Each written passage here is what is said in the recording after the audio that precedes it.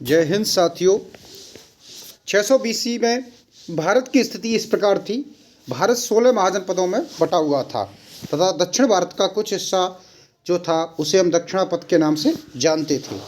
और महाजनपद के बारे में बौद्ध धर्म ग्रंथ अंगुत्तर निकाय और जैन धर्म ग्रंथ भगवती सूत्र में इनका उल्लेख मिलता है। आइए जानते हैं। ये जो कंबोज है ये अफ़गानिस्तान, इसकी लोकेशन है अफ़गानिस्तान के अंदर।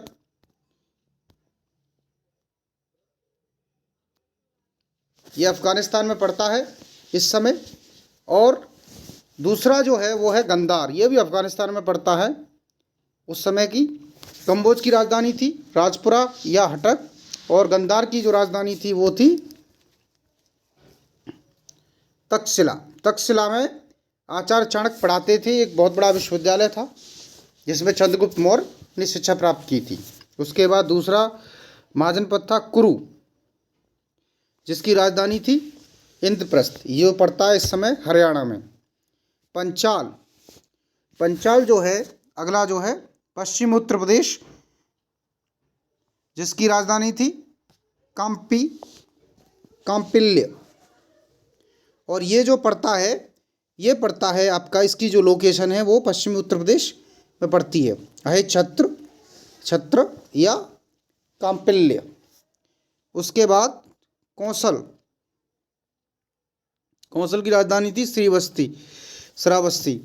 और ये जो कौशल है ना, ये कौशल जो पड़ता है ये पड़ता है पूर्वी उत्तर प्रदेश में। इसकी जो राजधानी थी साकेत एवं श्रावस्ती के नाम से। उसके बाद आता है मल्ल, ये ग्रीन कलर में है मल्ल। मल्ल जो है इसकी जो लोकेशन थी वो थी देवरिया गोरखपुर उत्तर प्रदेश का क्षेत्र जो था। इसकी राजधानी थी कुशीनारा या पावा। उसके बाद ब्रज्जी या बज्जी, इसको बज्जी भी कहते हैं और ब्रज्जी भी कहते हैं। ब्रज्जी जो था या वज्जी गणतंत्रात्मक था और इसकी जो राजधानी थी वो थी वैशाली। मुजफ्फरपुर के आसपास बिहार के अंदर इसकी लोकेशन थी। उसके बाद आता है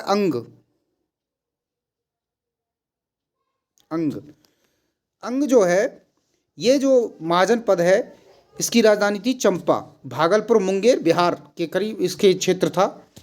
उसके बाद आता है मगध। ये मगध जो है ना ये भी बिहार में ही पड़ता है। ये तो बहुत शक्तिशाली महाजनपद था और बाद में एक विशाल राज्य भी बना। मगध का ही राजा जो है चंद्रगुप्त मौर्य था। उसके बाद आता है काशी की जो राजधानी थी वो वाराणसी थी। इसको आप सभी जानते हैं।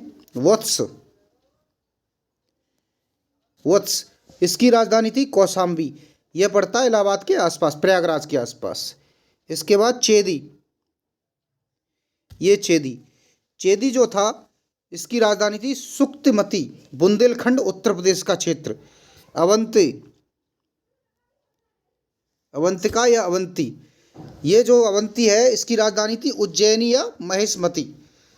जो इसकी जो लोकेशन पड़ती है वो पड़ती है मालवा और मध्य प्रदेश का क्षेत्र। मत्स्य जो था इसकी राजधानी थी विराटनगर और ये जयपुर के आसपास का क्षेत्र था। सूरसेन, इसकी राजधानी थी मथुरा और ये उत्तर प्रदेश के अंतर्गत, पश्चिम उत्तर प्रदेश के अंतर्गत आता है।